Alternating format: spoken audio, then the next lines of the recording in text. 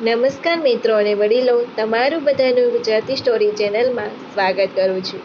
નસીબવાળી વહુ છેલ્લે સુધી વાંચો. જો આ સ્ટોરી તમને પસંદ પડે તો આ ચેનલને સબસ્ક્રાઇબ, લાઈક, શેર અને કમેન્ટમાં બી પાઈ જરૂર આપજો. બાજુમાં બેલ આઇકનને જરૂર ઓન કરજો જેથી તમને આવી અવનવી સ્ટોરી સાંભળવા મળે. માહીનો સંબંધ એક ખૂબ જ પ્રતિષ્ઠિત અને ધનવાન પરિવારમાં નક્કી કરીને તેના કાકા કાકી અને પરિવારના બીજા સભ્યો પોતાના ઘરે અમદાવાદ પાછા આવી રહ્યા હતા.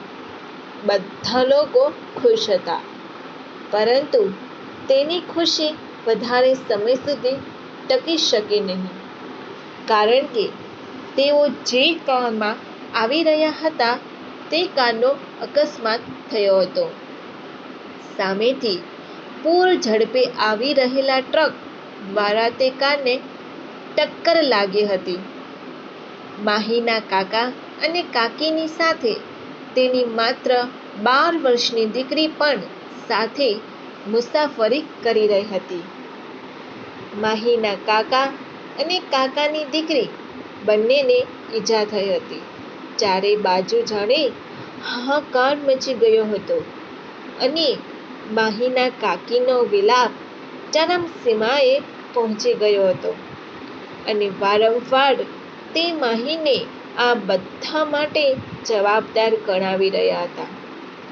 કહી રહ્યા હતા કે ભાઈ ભાભી તો અમારા પહેલેથી જ દુશ્મન હતા.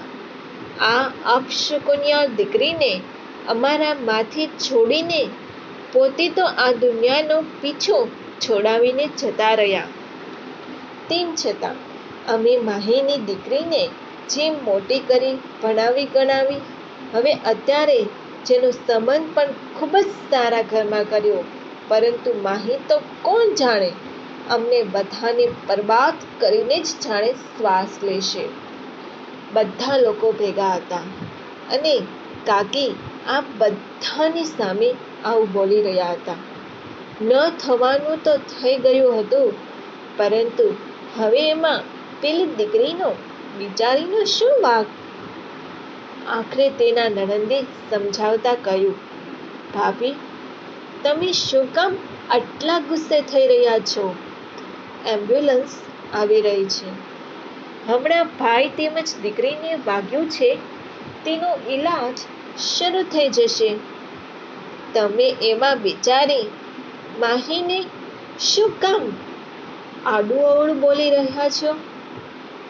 નણંદની આ વાત સાંભળીને તો જાણે માહીના કાકીને વધારે ગુસ્સો આવ્યો.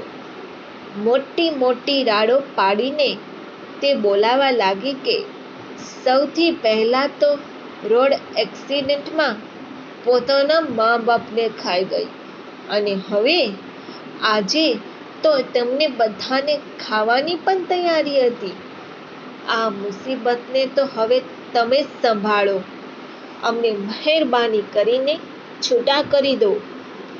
બધી વાતો ચાલી રહી હતી ત્યાં જ બાજુમાંથી એક ગાડી ભરપૂર ઝડપે આવી અને તરત જ ઊભી રહી ગઈ. તે ગાડી બીજી કોઈ નહીં પરંતુ માહીનો સંબંધ જ્યાં નક્કી કર્યો હતો તે વેવાઈની હતી. વેવાણ નીચે ઉતરીને તરત જ કાકીને ભેટી પડ્યા અને સાંત્વના આપવા લાગ્યા. ત્યારે જ કાકી ફરી પાછા વિલાપ કરવા લાગ્યા કે જ્યારથી આ અપશકુનિયા દીકરી અમારા ઘરમાં આવી છે ત્યારથી કંઈક ને કંઈક અશુભ થતું રહે છે. વેવાણ તો હજુ કહેવા જઈ રહ્યા હતા કે તમે જરા પણ ચિંતા ન કરતા, હોસ્પિટલમાં બધી વ્યવસ્થા થઈ ચૂકી છે, પરંતુ માહીના કાકીના મોઢેથી આવી વાત સાંભળીને વેવાણને જરા પણ ગમ્યું નહીં. તરત જ જગ્યા પરથી ઊભા થઈને જાણે સિંહણ બોલતી હોય એમ બોલી ઉઠ્યા કે અમારી માહી અપશકુનિયા નથી, અને હવે એ અમારા ઘરની રોશની છે, અમારા બધાના દિલોની ધડકન છે. તમે તેને જે ભલે જે કહેતા હોય, પરંતુ એ બદનસીબ નથી.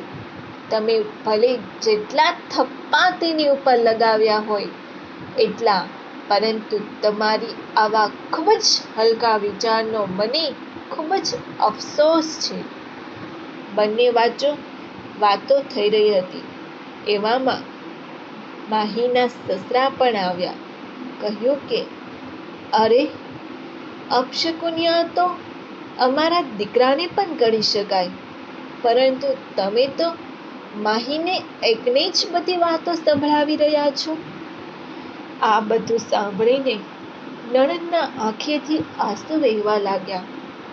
ત્યારે વેવાણને તેની પાસે જઈને કહેવા લાગ્યા કે તમે રડો નહીં.